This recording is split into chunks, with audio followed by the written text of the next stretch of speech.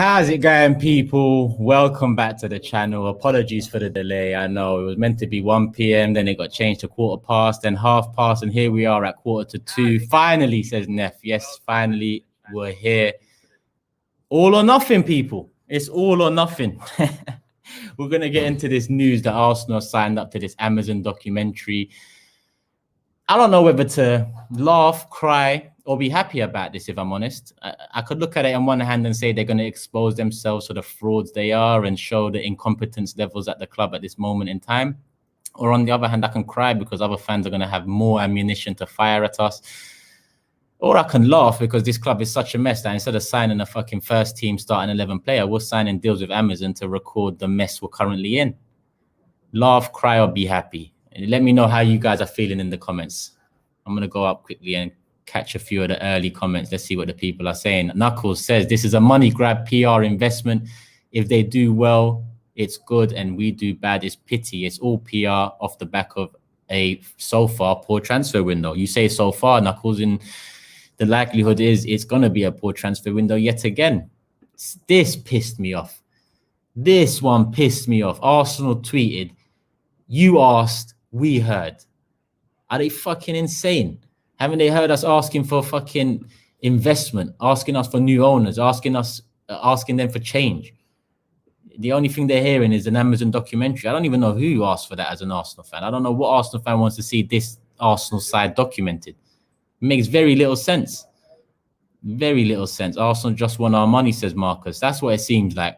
You know, the money we make from this all or nothing can be used to buy Haaland next summer. Yeah, that's what you think. It'll be used to get Kroenke another asset somewhere else in America or across the world. That's all it's going to be used for. He never uses any of this money income that Arsenal give on Arsenal.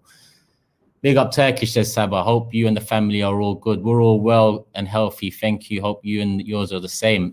What do you make of the news today regarding Amazon's all or nothing? I'm definitely losing love for this club. I'm not as invested like before. It gets worse and worse, people. It gets worse and worse. I'm actually going to scroll back down to the bottom to see how people are feeling. Who is next, Disney Plus or Netflix? I'm surprised it's not on Disney Plus to start with. That's the best place Arsenal belong. Turkish is the most punctual person I've seen maybe after Arsenal's transfers. Who asked? Who heard? Exactly.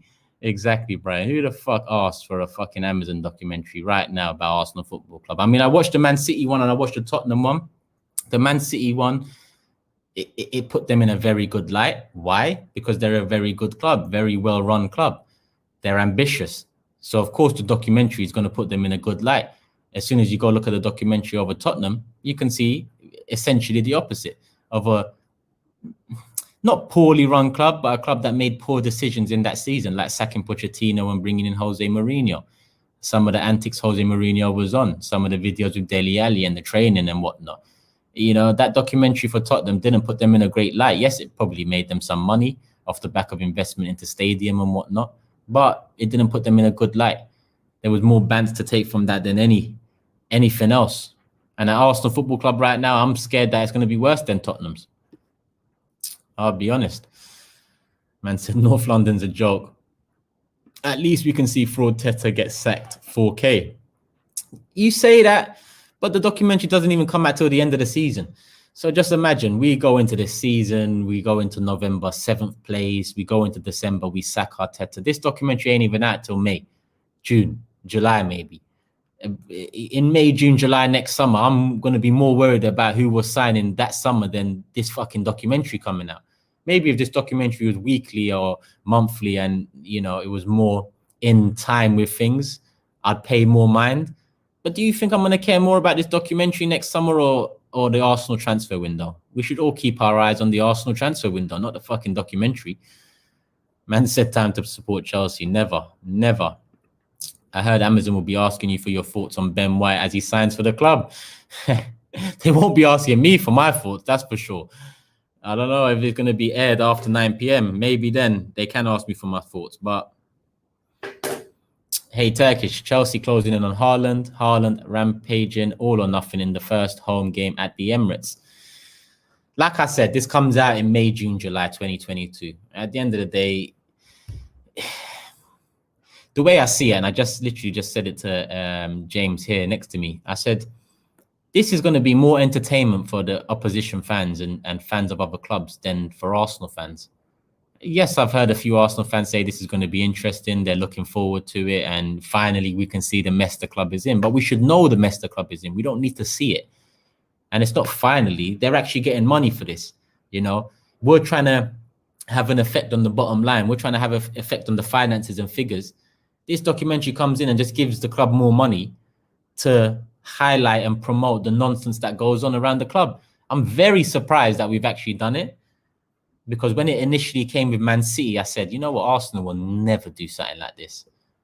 Lo and behold, we finish outside of a European spot and we go and sign a deal to do it. That's the only reason I give it. No Europe, none of that European money coming in. So we've decided to go and sign a deal with Amazon to get some money over the line. Saba says, facts. Why do I care if rival fans enjoy? Because I feel like my club's been used as a measuring stick for comedy and banter for far too long now, only for the club to go and put themselves in the firing line too.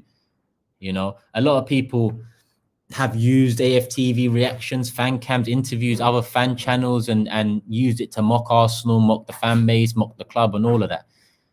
This is just going to be another tool in that arsenal for opposition fans, and a heavily loaded tool as well. It's one thing laughing about fans flipping because they love the club and they hate what's going on. It's another thing to actually see what's going on at the club factually, day by day, month by month in a season, how we'll run and what we do.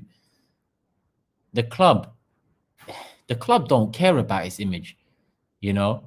We as fans seem to care more about the image than them. More deluded fans incoming. It's still going to be good to watch, says Reese, and I'm sure it will be. Listen, if Arsenal go and finish 8th, 9th again, no Arsenal fan can tell me that will be good to watch. No Arsenal fan can tell me that would be good to watch. Why would it be good to watch? Why on earth would it be good to watch, yeah, an underperforming big club? Why? Especially as an Arsenal fan, what more do you want to know that you need to see what's going on? We already know it's a mess. So I don't see how really the entertainment falls at my feet anyway. Maybe this is what they meant by transparency. Someone actually said that. This could expose the truth that we all know already. But I look at the latter half of that sentence. We all know already, you know. And then, yeah, you might say that not all the fan base know, you know, there's still a majority there that remain quiet and think everything's rosy. But then, man, they're not going to take their blindfold off. If that Super League wasn't the biggest indicator yet that this owner's a scumbag and this owner doesn't have the best intentions of Arsenal Football Club in mind, then no Amazon documentary is going to help change their minds or take off the blindfold. It won't. Like I said, this comes out in a year, in 12 months. In 12 months, we're going to be worried about the 22-23 season.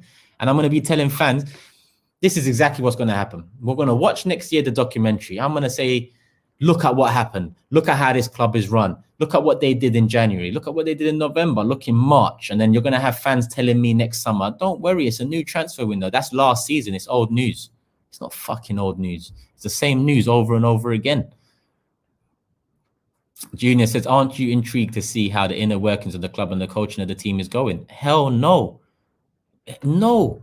Because I know the inner workings of this club, Junior, is bollocks.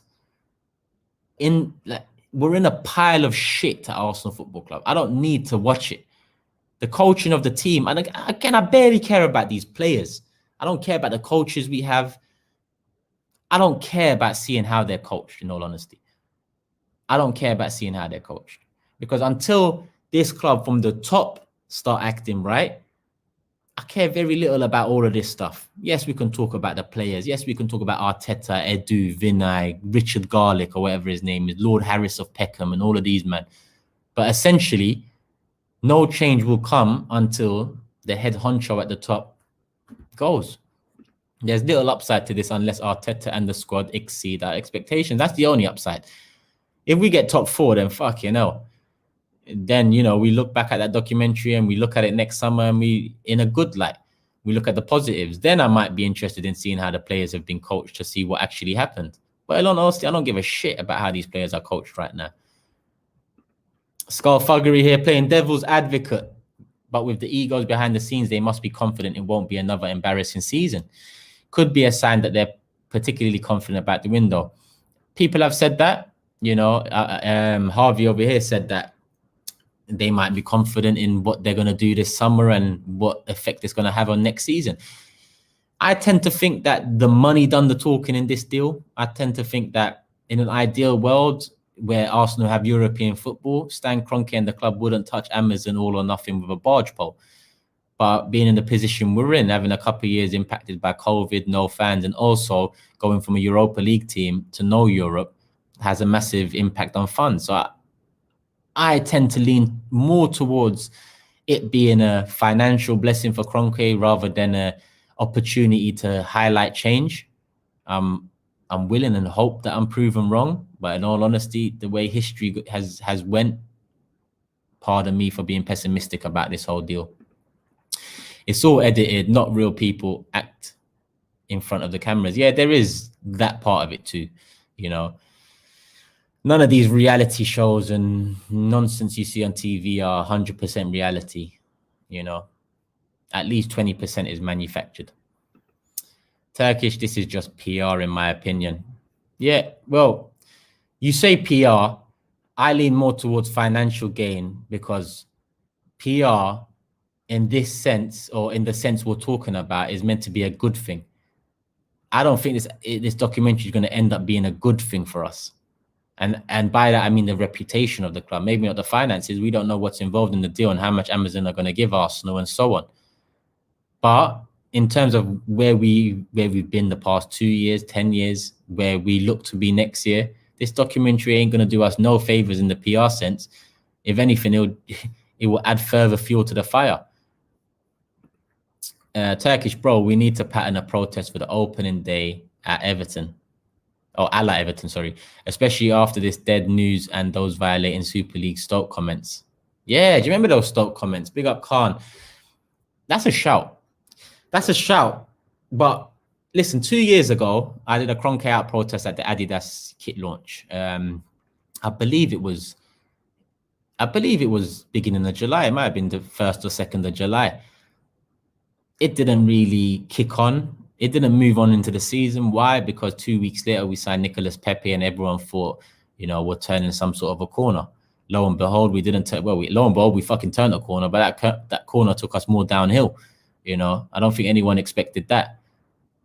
So for me, or for anyone to try and start a protest now in the middle of the transfer window for that Everton game, even though I believe, and Khan, it seems like you believe that this transfer window won't be good enough. We won't be happy with it. So from where we're sitting, we can actively seek to protest. We can actively look at that day, look at the opening day. Maybe not Brentford because it's away, but whoever's next, Man City or Chelsea, I don't even know who's our first home game. Use that as a platform to make some more noise. What better way to make noise and be in the headlines again than using that first home game of the season against one of the biggest clubs, because one's a Premier League winner, one's a Champions League winner. And using that to protest, especially having been out of the stadium for a year and a half. People will look at it and think, rah, as much as these men have been out of the stadium for so long, they still don't give a shit. They you know, they're still using this to protest, to walk out. Someone said Arsenal Supporters Trust have released a statement. So let me just quickly go here. What's their Insta? If I search AST, what's their Twitter? If I search AST, will it come up? No. If I search Arsenal Supporters Trust, let me see if it comes up. I don't know what's going on here. I'm going to find it in a sec, people. Let's see. Okay, here we are. Oh, well, it's not really a statement, but it says something Arsenal fans are actually asking for is better ownership and governance, the opportunity to buy shares, supporter representation on the board, independent directors, and golden share rights on key issues such as the Super League debacle. Over to you, Arsenal Trust. listen, big up Akil from the Arsenal Supporters Trust, because when Josh Kroenke showed up to this fans forum, or decided to come and do PR off the back of that Super League nonsense, Akil in that interview, in that fans forum, approached it how I would probably approach it. Quite aggressively, articulate yourself well, don't be demeaning, but be very strong with your point and strong with your questions. So big up Akil first and foremost from the Arsenal Supporters Trust. But on the other hand, Arsenal Supporters Trust, where was you for the past 10, 15 years whilst all this happened? Where was you? That's why I don't care if Josh is talking to Arsenal Supporters Trust. I don't care if they're talking to Red Action or Black Scarf, or I don't care if they're talking to all of these Arsenal supporter fan groups, yeah? Because all of these Arsenal supporter fan groups was around when this whole mess unfolded year upon year upon year, yeah? Now it's all good and well, yeah? Because it's fucking 15 years in now. And like I said, credit to Akil for approaching that fans forum aggressively. But where was everyone else in that fans forum? Why was all the other questions all, tiptoeing around the main topic, the main feeling, the main emotion? At the end of the day, I don't trust none of these supporters groups to really get shit done, because they're far too concerned about their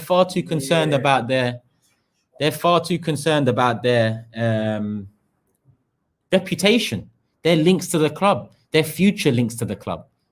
And that's all. That's my honest truth on it. I know some Arsenal Supporters Trust members and Red Action and all of these, Black Scarf, and I know some of them see my stuff and some of them, whatever. I don't care. The facts are, Josh Kroenke coming out to talk to Arsenal Supporters Trust was a big moment, and Akil was the only one to take up that big moment. Yeah? He asked proper questions in a proper manner. The only other thing I probably would have done is cut Josh off halfway through some of them nonsense sentences he was doing. Because, yeah, some people might say cutting someone off halfway is rude, but chatting shit to me is also rude. That's the only thing I would have done different to Akil, but there's no point in being aggressive with it on Twitter when the guy's in your face talking to you on a platform. You want to be like, oh, yeah, Josh, we hear you, mate. Yeah. It's been a shame. Yeah. It's all that. Please allow it. So as much as Arsenal Supporters Trust have tweeted that today, whatever. That's how I see it. Whatever. What's this here that AFC Bell's saying? Because someone else told me to check out AFC Bell's tweet. A source close to Saliba says the club made it clear to the player's agent at the last meeting that they still counted on the player after excluding an absolute sale from the equation. Saliba should leave this summer on loan after the parties agree to assess the situations again next season. So Arsenal further doing bullshit. And the reason I say that's bullshit is because if you want to keep him, then give him a new contract now, because when he comes back next season with 2 years to go and he's not going to want to stay here because of the way we've treated him in the first 3 years, he's got the power. So it's all good and well saying he's still part of our plans, sending him on loan to the same club Matteo Guendouzi's at, his friend, the one that he interacted with on Instagram about being free and in jail and all this shit midway through the season with Arteta. That makes a hell of a lot of sense, Arsenal Football Club, right? A hell of a lot of sense. This club, just make it make sense. Turkish, I'm just waiting to hear the pre-match talks and the halftime reactions when we are getting pammed.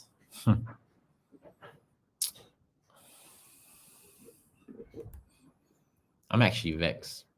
The next Big Six show is tonight, people. Man said rent a big screen and a mic and do the documentary outside the Emirates. We're getting mugged off differently. It's going to be Flame, said G1. Probably supports United or Tottenham or something like that. Neff says, to see we were only 6 points off top four last season and to see Villarreal beat Man U in the Europa League final, we must realise we just need 3-4 first-team changes to have a small chance of top four. Incorrect. Last season, there was no club that was consistent in the Premier League, and the most consistent club was probably Leicester City. Man City had that 14-15 game, winning streak, and that's pretty much what won them the title. But in terms of consistency, Man City and Leicester were the most consistent, but they were not consistent from the get-go till the end. Yeah, which is something we've been used to from the Man City Liverpool title challenges over the past few years. But this ain't going to remain. Those clubs, Neff, they're going to, they're either going to improve off the back of a good window, or they're going to improve off the back of learning from a poorer season or an inconsistent season. Liverpool ain't going to have the same season that they had last season, for example. I assume Chelsea won't have the same season as last season where, they're getting back into top four in the last few months. So already, next season, Man City are finishing above us, facts. Liverpool are going to finish above us, facts. Chelsea are going to finish above us, facts. And really and truly, I'm leaning at United and saying United will finish above us, facts. That's already the top four gone. That's already the top four gone. Now, every season you get a surprise. The team that you think are going to challenge or be in the top four, one or two might drop off. So let's just say United are the team that you don't live up to expectation. They bring in another new signing. It doesn't work. Another big name, another manager sacked. The roundabout continues over there. That releases one spot for top four. You got Leicester in the last couple of years who've been better than us. They've already had a better window than us. So in all honesty, I'm looking at this season as... I look at last season as a season of opportunity for Arsenal. In a poor season all round, we failed to grasp an opportunity to make top four.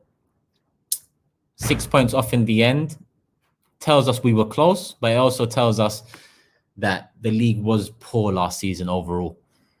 If we were 6 points off top four, the league overall last season was poor. It says more about the other teams around us than Arsenal ourselves, in my honest opinion. Sad that rivals got us shy and can't enjoy nothing. It is sad, Dwayne. It is. I wish I could just chest out, talk about Arsenal and chat shit to everyone. Rants, expressions, Matisse, Grizz, Toby, Big Steve. I wish I could just chat shit to all of these men about football. But I can't. I actually can't. I can't even chat shit about Turkey at the moment, let alone Arsenal Football Club. I might as well just park off football to the side and just maybe do a Love Island thing or something. I don't know. And said hopefully AFTV will be on the Amazon documentary. I doubt it. I doubt it. Turkish. I'm a Spurs fan. When I saw that Amazon signed us for an all or nothing season, I thought we might get to know inside of our club. But it was just propaganda about Levy. Thank you for the comment. Apologies for the team you support, my guy, but thank you for the comment. And it's good to hear from a fan of a club that are in a similar mess to us. And I've also gone through this documentary and to see his perspective of it. And his perspective pretty much tells it as it is. It's a tool essentially for PR or finances. I don't think that documentary put Tottenham in a good light. I don't think this documentary will put Arsenal in a good light. But it sure does increase the bottom line for Kroenke and the profit margins, if there are to be any this season. Highly doubt it, but...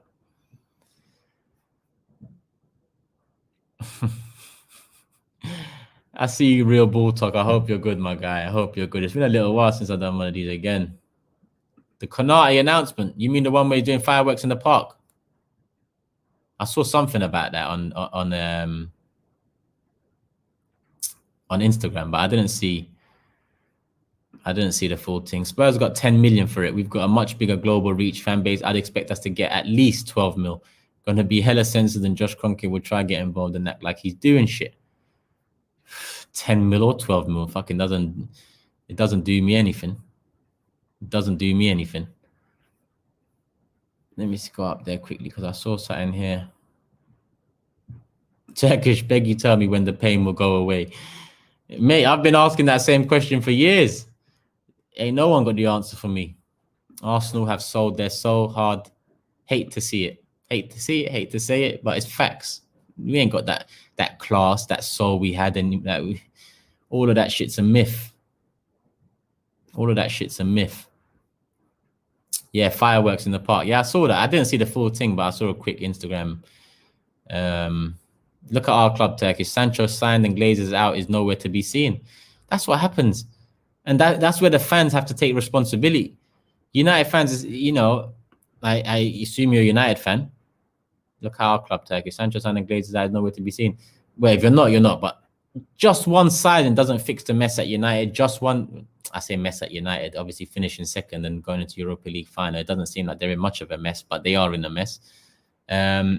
Fixing the mess at Arsenal Football Club is not going to take one player, 4 players. It's going to take a lot more, both starting 11 and on the bench. So look at us. No one signed and Kroenke out is nowhere to be seen. That's true, you know. My guy just said, Notorious just said they Sancho signed and there's no Glazers out to be seen. Hey, Arsenal ain't signed nobody and there's no Kroenke out to be seen. If only Amazon did a documentary when we were in Highbury, I know. I did hear rumors that they was going to do like that kind of Michael Jordan, Chicago Bulls type documentary with Arsenal and the Invincibles. I haven't heard much more of it. It just all comes down to how much of that time they actually recorded. Because that Jordan documentary was one of the best sports documentaries I've seen. On a brighter note, how about the potential of our star boy Saka becoming a European champion? Listen, this one's a funny one because people always tell me not to look at it this way, but how can I not look at it this way? Now, do I want Saka to do well at the tournament? Yes. Am I happy to see he's doing well? Yes. Am I happy he broke into first team? Yes. Would I be happy if he starts the final? Yes. Would I be happy if he becomes a champion? Yes. Would I be happy with the extra eyes on Saka? No. Would I be happy with the increase in interest from other big clubs in Saka? No. Would I be happy in the likelihood that a big Euro performance increases the likelihood that he will be sold in the next 2-3 years because of the mess we're in? Do I like that? No. So for me, there's more pros than cons right now. But in the next 2 years, if how I see Arsenal going happens, then Saka could potentially be sold off the back of his development, a good tournament, good seasons, and so on. So as much as I like it, until it's not fair for me to say this, but until I see Saka winning stuff at Arsenal Football Club,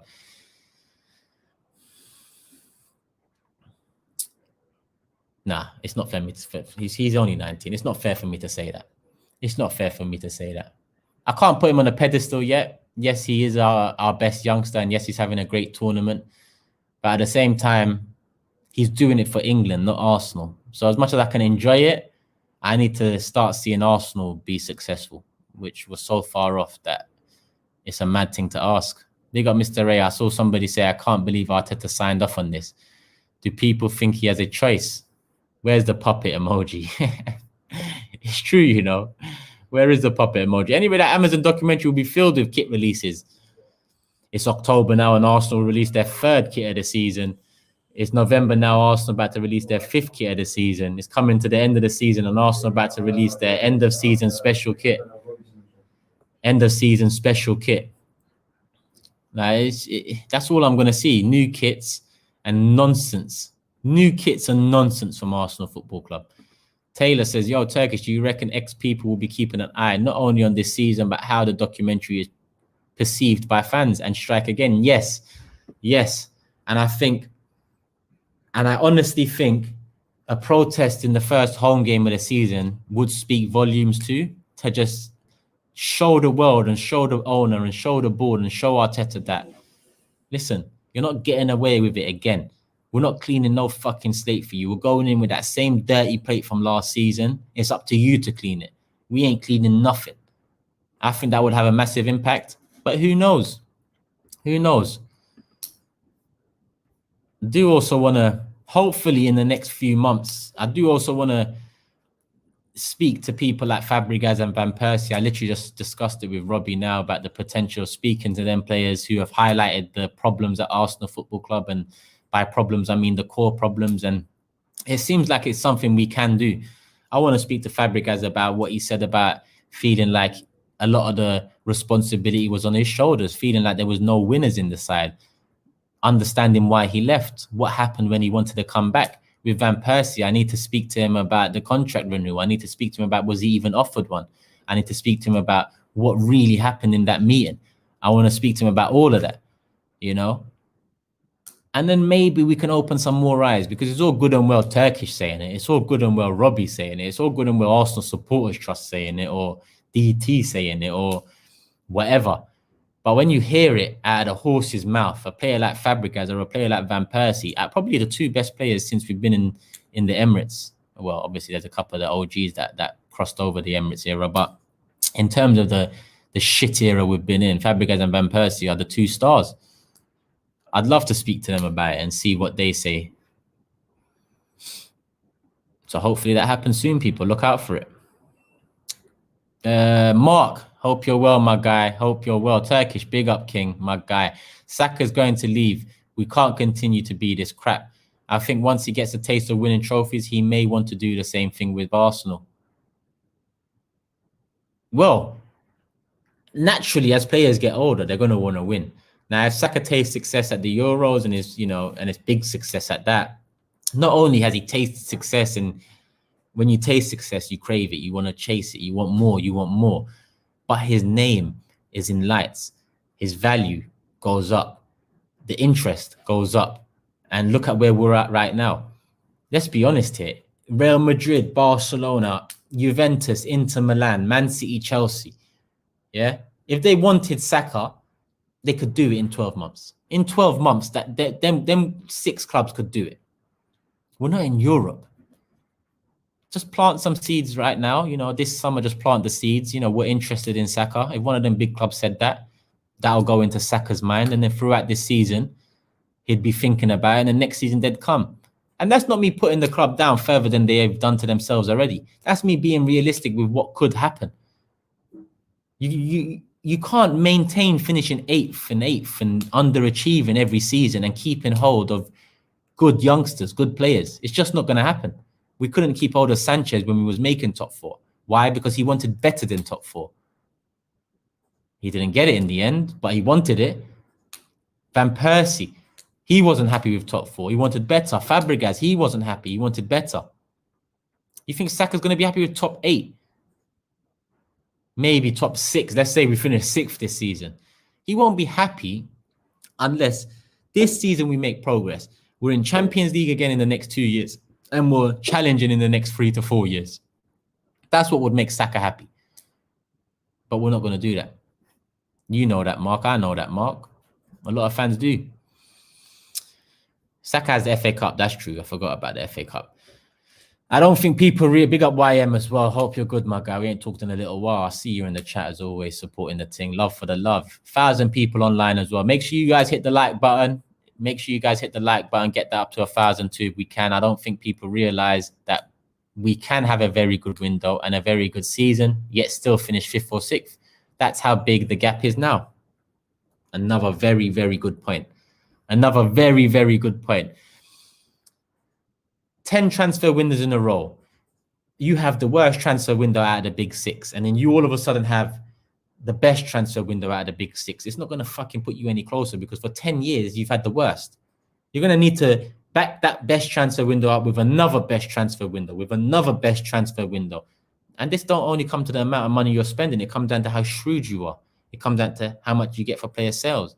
It comes down to how the speed you do it at. All of these things matter. The gap is so big now that if we spent 250 million this summer, like was reported by God knows who, probably is in the know wankers on Twitter, 250 million won't bring us to top 4 this season. It won't. Because like I said, you got Man City, Liverpool and Chelsea. By default, they're going to finish above us, which more than likely says top 4. Yeah? Then you got Leicester, who look a couple of seasons, they've done better than us. They've already recruited better than us. You've got Man United, who finished top 4 and bought Jadon Sancho and maybe Varane. 250 million from where we are right now. YM makes a brilliant point. It doesn't even bring us back to where we want to get to. But wait, be patient, YM. Wait till the end of the transfer window. Because, yeah, at the end of the transfer window, magic dust is going to be sprayed all over the Arsenal players. Fairies are going to start coming out of their asses, and we're going to get a genie in a bottle come and give us 3 wishes. Like, what the fuck is going on? Like, there is nothing we can do in this transfer window that's going to fix the 10 years of mess that they've created. Nothing. Nothing. So regardless of if this transfer window ends and it's a 7 out of 10, an 8 out of 10, if we can agree with that, it won't mean shit unless you back it up with a January that's similar. If you back it up with another summer window that's similar. fucking tired of this shit, bruv.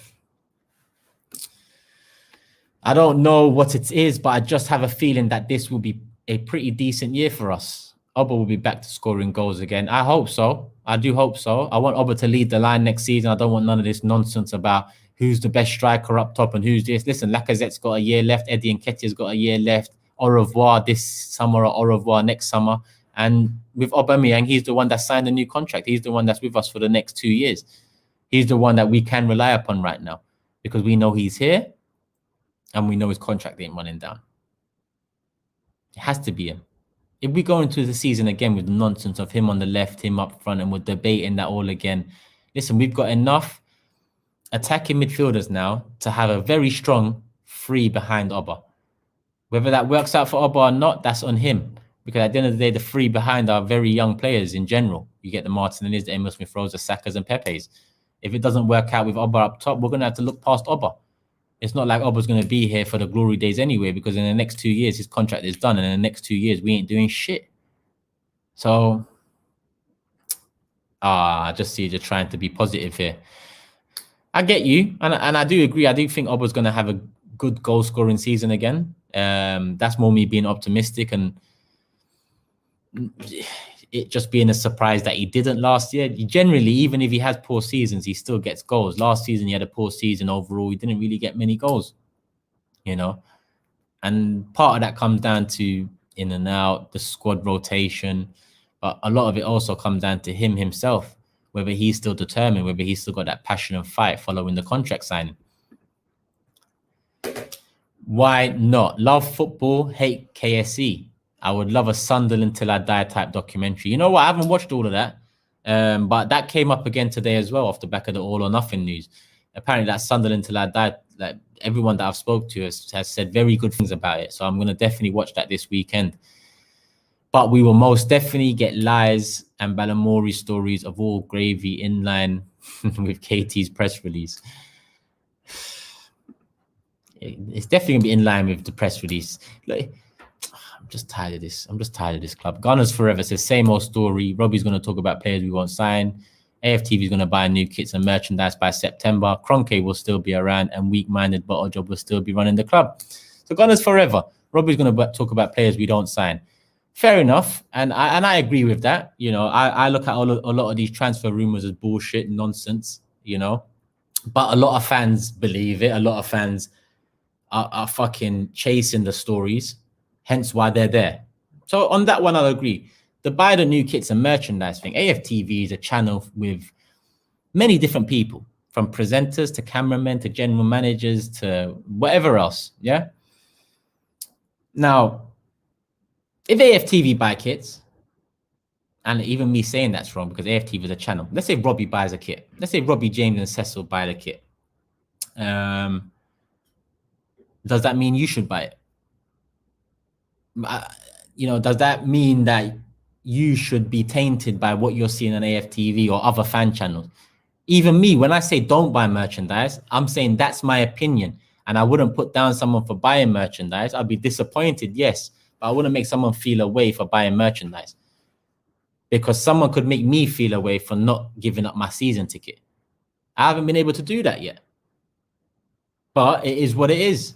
So with the whole shirt thing, all I can say, have you seen an away kit release on AFTV? That banana kit that came out, the light yellow kit away. Have you seen that? Did that get a kit release? I'm not too sure. Maybe I missed it. But did that get a kit release on AFTV like usual? I didn't see it. So man said James is definitely buying the kit. And listen, what's funny is, yeah, like me and James have had banter about this where he'd pretend he's looking at the kit on the website or at the Arsenal shop and I'd, you know, stop him and whatnot. But someone bought James the kit today. Someone bought James the away kit today. I saw it with my own eyes. A bag was given to James. In that bag had the away kit. You know, even though James did admit that he would probably buy it come start of the season, depending on how the transfer window went, he's been given one. For fuck's sake. I've been offered one. I've been offered the kit. But in all honesty, I'm honest. I'll say, listen, I'm not going to wear it. You know, I'll put it away maybe if you want me to, but in all honesty, you could probably give it to someone better than me. Joey says, I've not bought a kit yet and I've normally got one by now. Yeah, slowly but surely it's changing. But you can't look at someone else and say, he bought a kit, so I'm going to buy a kit. Or he bought a kit, so he's the problem. No, we have all been a problem as fans. Me, you, them, us, everyone. We've all been a problem. We've all been blinded somewhere along the line. So whether I realize in October 2011 that I've been blinded, or you realize in October 2021 that you've been blind, there's no point in us getting onto each other then. We might as well align and continue moving forward together. There's no point in me saying to you, 10 years later, you fucking taking the blindfold off. Mori Memento. There's a Russian saying, a fish rots from the head down. I've heard that saying before. The rot started with the Cronkays and it won't reach the heights of old until the Cronkays go. 100%. 100%. I thought I missed that in here. Arteta Smith Rowe contract. He's very much engaged and wants to continue with us. That's for sure. Emil has earned the right to look at that situation because of the performances that he has. What situation? Emil has earned the right to look at that situation. Look at what situation? What's he talking about there? Is he talking about Aston Villa? Is he? When did Arteta come out with this? I'm quite worried that he came out with that, to be honest. Because it kind of seems like to me from those quotes. Taylor, can you back it up with the rest of that quote if there is any? But it just feels like from that quote, he's kind of sowing the seeds of Emil's not going to sign a new contract, so maybe we're going to have to sell him. That's the drift I'm getting from those comments. Maybe I'm wrong. Maybe that ends a bit better, but who knows? Big Six show is tonight, 10 p.m. people. Tonight, 10 p.m. Apologies, missed Monday's show because of conflicting schedules and whatnot. But this evening, 10 p.m., we are back. The thumbnail's already up, all of that. Man said James sent money. Nah, James just done something nice for someone. He actually done something nice for someone, and that someone bought him a kit. You know, so that's the story behind James's kit. He done something nice, you know, he was nice to the guy. They done some business together. And the guy got him a kit. Happy days. If you're a kit man. He's right, though. Yeah, he is right. But you don't come out and say that to fans, because then fans are going to think to themselves, well, you know, as much as you're saying he deserves the right to look at the situation, you know, he's got a chance at Arsenal Football Club, mate. He only had a good 5 months. So, in all honesty, he deserves to shut up and sign his new contract. That's how I feel about it. But if he doesn't sign a new contract, then off you go to Villa, 40 mil, happy days. I don't care. I really don't care. If he signs a new contract, then I'm behind him. But all of this dilly-dallying and all of that, yeah, I'm not going to pass judgment on Emil Smith-Rowe yet, because we don't know what's really going on. But from Arteta's comments there, if Emil is interested in looking at other situations, then au revoir, mate. You know, au revoir. What can we do? Mr. A thinks he's not going to go Villa, and Arteta knows it.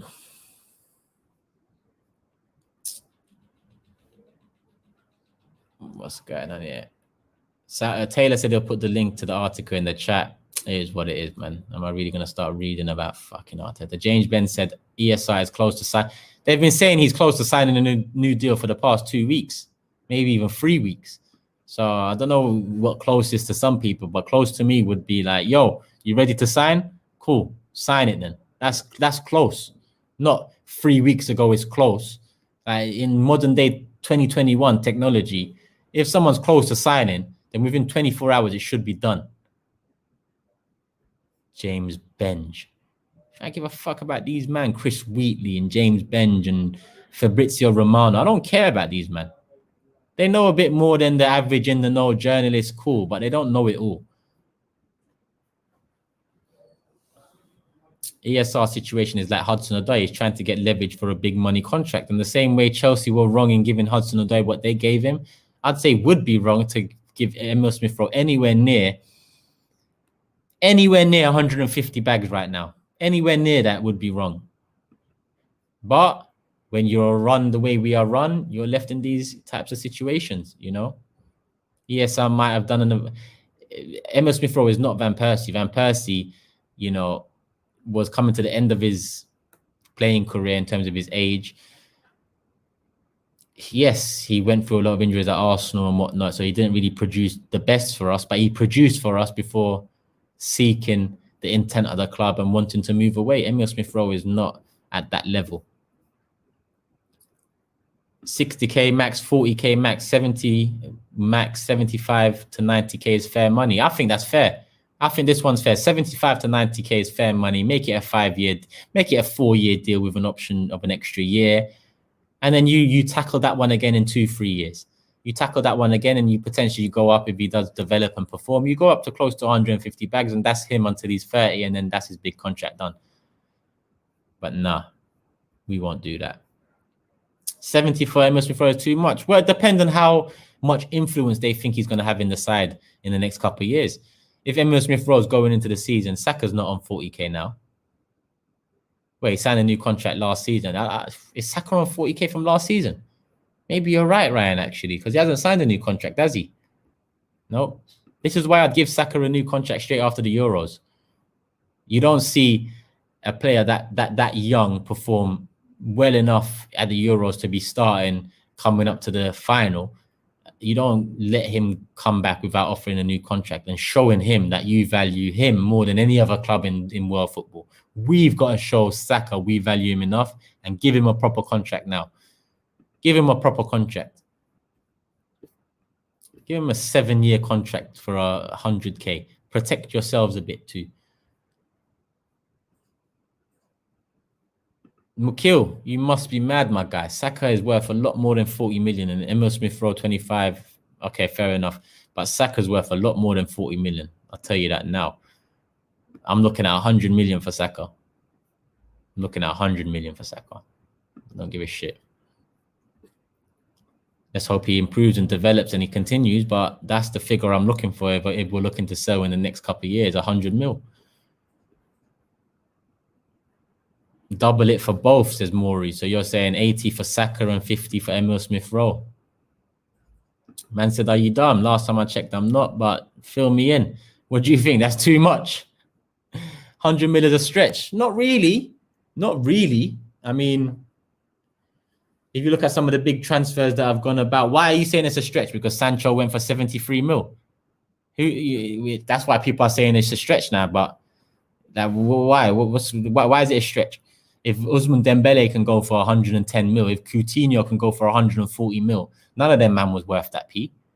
Saka's 19, turning 20. He just had a great tournament. He continues to develop. He's very efficient and mature for his age. 100 mil. 100 mil. 100 mil.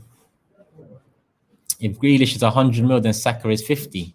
Saka has 5 years on Grealish. 5 years. That comes down into value as well, you know. That comes into value as well. It's funny because we're getting varying. We've got 50 mil, 75 mil. We've got 150 mil there. We've got 70, 80 for Saka. We've got 60 for Emil Smith-Rowe. Emil Smith-Rowe ain't worth more than 40 mil. Yeah. 5 months of football, he ain't worth more than 40 mil. Saka, on the other hand, I'm going to stick to 100. And I'd go either way, 20 mil. 80 to 120 mil. That's fair. That's fair. Is this Amazon thing real, says Luke? Yes, it is real. Look forward to it. Set your reminders. June 2022. Watch the mess unfold. Of course it got extended. What's that, the goalkeeper? Because we ain't fucking got one. Leno's still on holiday. Macy's gone. Ronnison's going. Started pre-season without a keeper.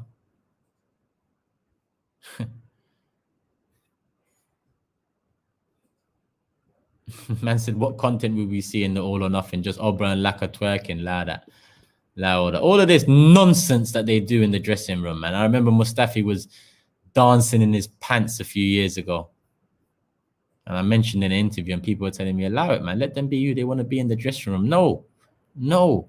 Be serious. This is work. This is serious work that you're getting serious money for. You're building a serious brand out of it. Saka's keeping Sancho on the bench right now. English tax as well, 80 to 100 easily. 100K. Well, that's the contract you're talking about there. How much would you actually value him at fee-wise? It'd be interesting to hear from you. If you're saying 80 to 100K a week contract would be the one you offer next, in terms of a potential sale, how much would you be happy to take for Saka? And I'm only asking that because we're discussing it, not that I have any interest or want to sell him. No chance. Smash the like button, people. Subscribe, do all of that stuff. Like I said, it's been a little while, but get it up to 1,000 likes if you can. Big 6 tonight at 10 p.m. Don't forget that. Been the first one for about how long now? First one for a week and a half. It's been a little while. Arthur, academy goalkeeper. Oh yeah. That's what I just read out just now. 75-80 minimum, says Saba. Yasser says 150 mil. Saka's benching Sancho, Grealish, and Foden. Respect, says Yo. It's been a good tournament. This tournament's added at least 20 mil on. Someone said that there, and I agree with that. So Turkish, what's this one here? So Turkish, how much is Trent worth then if Saka is 100 mil? Trent,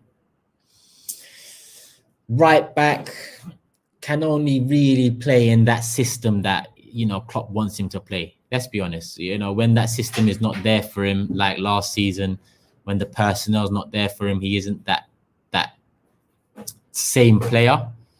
Whereas with Saka, left wing back, central mid, attacking mid, left wing, right wing, efficient, mature, shit team, shit players around him, he still performs. Pressure on his shoulders, still performs. Whereas with Trent, quality is there, but he doesn't suit or fit every team. So that would bring it down a bit. That's not for me to say he's worth less than Saka. I think he'd probably be worth around Trent. If Wan-Bissaka's going for 50 million, then I'd say Trent. This is hard with fullbacks, because people don't really go mad for fullbacks. If Hakimi's then gone for 70 mil, I'd say Trent for around 70 mil is fair. 70 mil. So that is me saying less than Saka. But at the end of the day, attacking players tend to get more. Yeah, you know what? Someone said no more than Hakimi. I'm just putting 70 mil as the benchmark because Hakimi just went for that, and I don't put him higher than Hakimi as a right back. It's the system for me that he needs to really flourish, and not every team has that system. Not every manager plays that system. So, yeah. Let's see. People talking about Mount as well. Listen, I'm not here to start valuing players left, right, and center. We've got about 5 minutes left, people. Get some more thoughts and questions in, and I'll wrap this up in the next 5 minutes. Someone asked me how much is Mount worth, if Saka is worth. Listen, Saka is better than Mount.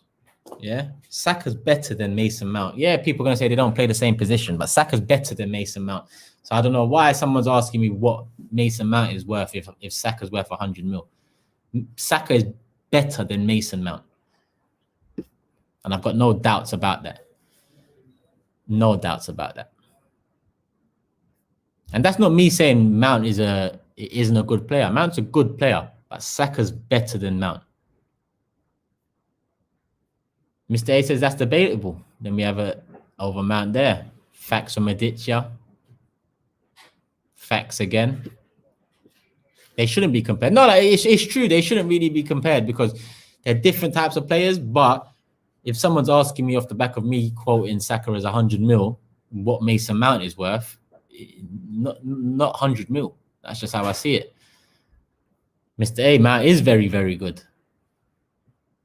Saba said, how much is Turkish worth? Priceless. Mate, I'd hand this all in for Kroenke to fucking sell this club, I'm telling you. I'd hand it all back in a flash. No two ways about it. The initial reason for coming on AFTV and having a platform was because I wanted to apply pressure on Kroenke. The day he goes, it might be au revoir from me as well. Back to supporting the club blindly again, because I feel like I deserve that for a bit. I haven't felt like I've been a believing Arsenal fan for over a decade. Man said I'm bugging. Mount is better than Saka. It looks like it's divided opinion a bit. Looks like it's divided opinion a bit. Mount was playing for Derby when he was the same age as Saka. People forget quickly, man. People forget quickly. I was about to call it a day, and I think something just popped in here. Big up Ayat, my guy. Hope you're good, man. Hope you're good. I always remember your name as well because it's the one name that I struggle to pronounce. I'll try it one day, but Ayat is, I think that's a nice way to shorten it. My guy, what people don't understand is supply and demand. There's plenty of fullbacks and there isn't many effective young attackers who are benching one who's considered the best in the world in Sancho. Very well put. Very well put. You know, very well put. And I completely agree. You know, it's just different positions, different needs and requirements, different markets. You know, the market for fullback different to the market for attackers. Aya to nah, that wasn't it, man.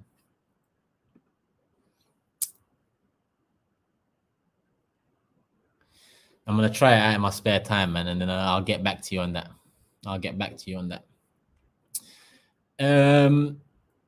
So what are we saying here? What would you like to see in this Amazon? What would I like to see? I'd like to see the fucking cameraman go and just stone cold stunner Stan Kroenke in the middle of the office. That's what I'd like to see. But we ain't gonna see that. So I won't like to see any of it. Unless we have a fucking good season, which doesn't seem like it's gonna happen. Big up you, man. Come on, G. Real Ball Talk. Make sure you go subscribe to them if you haven't already. That'd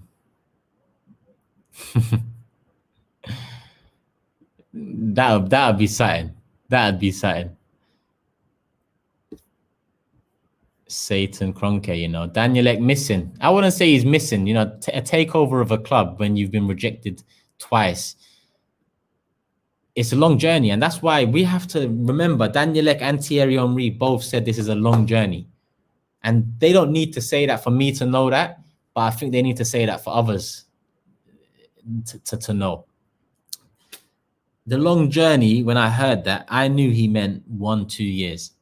And that could just be a drop in the ocean. It might take 3, 4, 5.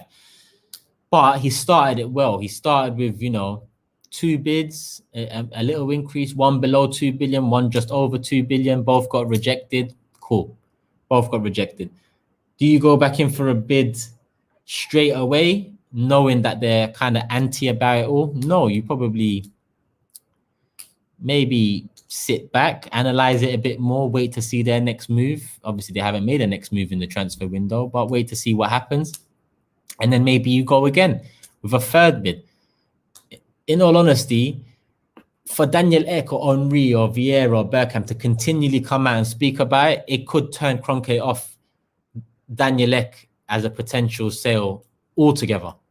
You know, so even if Stan Kroenke does think about selling, he might not be happy with Daniel Ek because of the way he's gone about it, the constant quotes, the constant talking, if that was to happen. It's all a game. It's all a game.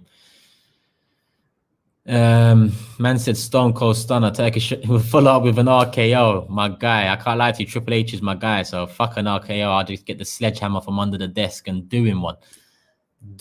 Stone Cold Stunner and a sledgehammer. Hey, when Triple H and Stone Cold were tag team, what were they called again? That was a short period, but when Triple H and Stone Cold were tag team, it was mad. Stone Cold was world champion, Triple H was intercontinental champion, they was tag team champions. Hey, don't make me get into it. Predictions for the fight, says Mr. A. Connor, man, don't do this to me, but Arsenal have let me down. Turkey have let me down. Connor in the first fight against Dustin, you let me down. Connor, you can't let me down again. In sports, I've taken too much pain this year. 2-man power trip. What? Hey, that was definitely a 2-man power trip. What a duo. Only the real know about that tag team as well, you know, because it was only a short period. So only the real know. Only the real know. So yeah, back to Mr. A. Might need a whole preview with Mr. A. We still need to do that, you know.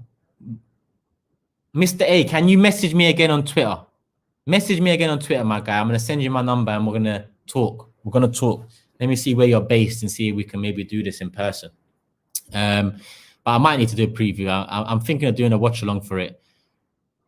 So yeah, I'm going to do a watch along for it. I'll do a watch along for that Conor fight tomorrow night. I want to know what you think, Mr. A. I didn't really like Conor's press conference yesterday, you know.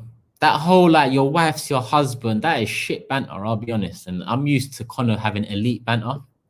That whole, your wife's your husband, and Joy Lee Poirier, and, like, come on, man, that's a bit too much. It's not a bit too much. It's like Dustin Poirier said, he was better. He had better trash talk.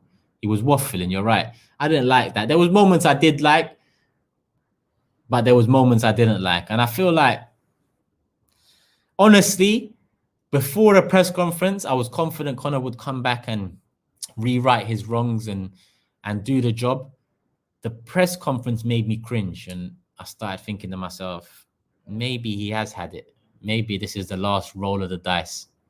Because I feel like a truly confident Conor has a bit more pizzazz than he did yesterday in the press conference. In that press conference, it seemed like he was trying so hard to get under Dustin Poirier's skin that he feels like he needs to get under Dustin Poirier's skin to win. And I think Dustin Poirier has learned not only of Conor McGregor, but his experience in the UFC over the past, 8-9 years, that if you pay little to no attention to the words before the fight, it bodes better for you in the cage. So I just think, yeah, Maury, it seemed like he was rattled. Mr. A says, Conor has the ability to win. I think he'll come with a Muay Thai stance to avoid the low kicks. I hope he does, because that was the best Conor. This boxing Conor is too much, man. Like, Conor, rebuild your reputation in the cage. Fuck a boxing, because in my honest opinion, UFC is better than boxing now anyway. But obviously the money is over in boxing, hence why he wants to do it. Where the money is, McGregor will go. But at the same time, he's very, very big for the UFC and very big for the sport. And losing McGregor would be damaging, because he's a massive entertainer. And if you look at the way Adesanya talks about him, John Jones talks about him, you look at the way other fighters talk about him, Mike Tyson, even Khabib used to like McGregor before their fallout. He's well respected. But now push has come to shove, and if he loses to Dustin, good night. If he beats Dustin, then yeah, Oliveira next for the title. That's how I see it. But people, this has been all or nothing. Hope you guys have enjoyed. Hit the like button before you leave, as always. Come on, King of Kings. We already know. Triple H, the GOAT. Tope, you're my guy. My guy. Because I don't see no one else say Triple H is the GOAT. Triple H is the GOAT. You don't get The Rock without Triple H. You don't get Stone Cold without Triple H. Nah, I lied. Stone Cold is the GOAT. I'll be honest. Stone Cold is the GOAT. But my favorite, my GOAT, is Triple H. Because you don't get a Stone Cold or a Rock without a Triple H. You don't get a good guy like that without a bad guy like Triple H. He was the one. Sledgehammer from under the table business. Come on. Who else moves like that? But love for the love, people. 800 still here. Hit the like button. Share, subscribe, do all of that. I'll be back for Big Six tonight at